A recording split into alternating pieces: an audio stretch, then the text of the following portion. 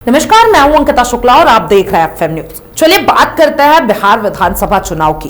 देखिए, सीट बंटवारे पर पेच फंसा हुआ था, लेकिन एनडीए ने साफ तौर पे क्लियर कर दिया कि जो 243 सीटों पे चुनाव होने वाला था, 101 पे जदयू लड़ने वाली है, बीजेपी 101 पे लड़ेगी, एलजेपी को भी 29 सीटें दे दी गई है। इसके साथ जो अन्य दल है उनको 7-7 सीटें दे दी गई है। अब चलिए बात करते हैं, जो ये सीट बंटवारे हुए हैं उसमें भी कहीं ना कहीं नीतीश कुमार भी नाराज नजर आ रहे हैं। देखिए, बिहार की राजनीति में इन दिनों खामोशी के पीछे बड़ा तूफान पल रहा है।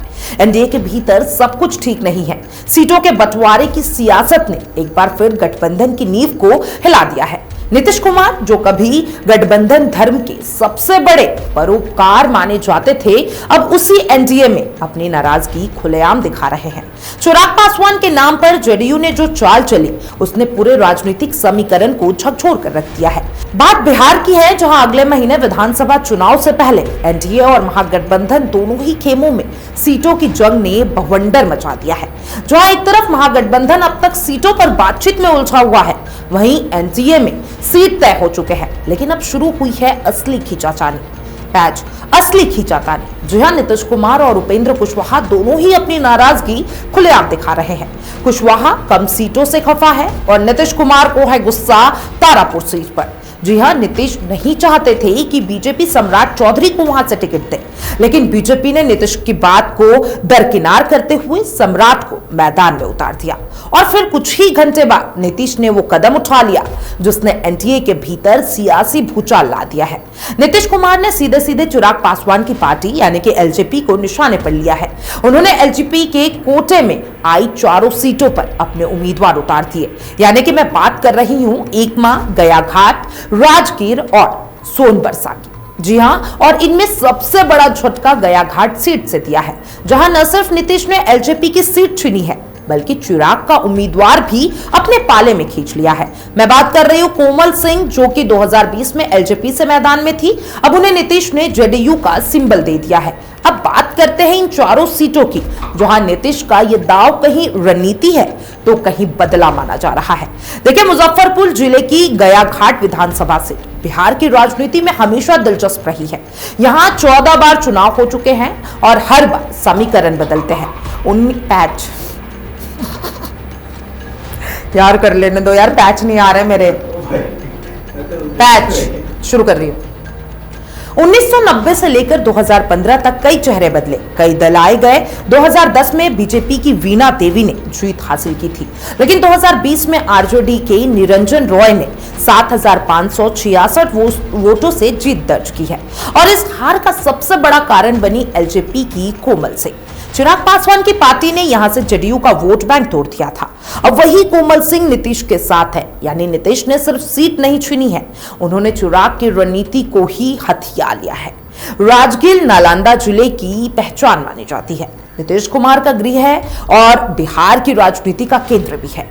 यहां अब तक 16 चुनाव हो चुके हैं। बीजेपी ने 9 बार जीत दर्ज की है, लेकिन 2015 में जब जदयू और आरजेडी साथ थे तो बीजेपी के सत्यदेव नारायण आर्या को हार का सामना करना पड़ा। 2020 में फिर जदयू उम्मीदवार कौशल किशोर ने बाजी मार ली और इस बार भी वही नाम सामने आया है, यानी नीतीश साफ संदेश दे रहे हैं, राजगीर मेरा गढ़ है, यहां किसी और की नहीं चलने दूंगा। अब देखिए, सोनबरसा सीट की बात करते हैं। सोनबरसा सहरसा जिले की सीट है, जो 2010 में अनुसूचित जाति के लिए आरक्षित की गई। यहां 17 चुनाव हो चुके हैं और 2010 में अब तक जदयू का परचम लहरा चुका है। रत्नेश्वर सदा नीतीश के सबसे भरोसेमंद नेताओं में से एक माने जाते हैं। उन्होंने लगातार 3 बार चुनाव जीते, यानी कि 2010, 2015 और 2020 में। जीत का अंतर कभी 50,000 पर रहा है तो कभी 13,000 तक, लेकिन जीत हमेशा रही है जदयू के नाम। एलजेपी ने यहां 2010 और 2015 में कड़ी टक्कर दी थी, लेकिन इस बार जदयू ने रत्नेश सदा को फिर से उतार दिया। स्पष्ट संदेश देना चाहते हैं कि सोनबरसा पर कोई समझौता नहीं करेंगे नीतीश कुमार। सारण जिले की एकमा सीट की बात करते हैं। सारण जिले की एकमा सीट जो 1972 से पहली बार बनी थी, लेकिन लंबे समय तक अस्तित्व में नहीं रही। 2008 में परिसीमन के बाद यह सीट फिर जिंदा हुई। 2010 और 2015 में जदयू ने जीत दर्ज की, लेकिन 2020 में आरजेडी के श्रीकांत यादव ने जदयू की सीता देवी को हरा दिया। यहां एलजेपी के कमरेश्वर कुमार सिंह ने भी लगभग 30,000 वोट लेकर चुनाव का पूरा गणित बिगाड़ दिया।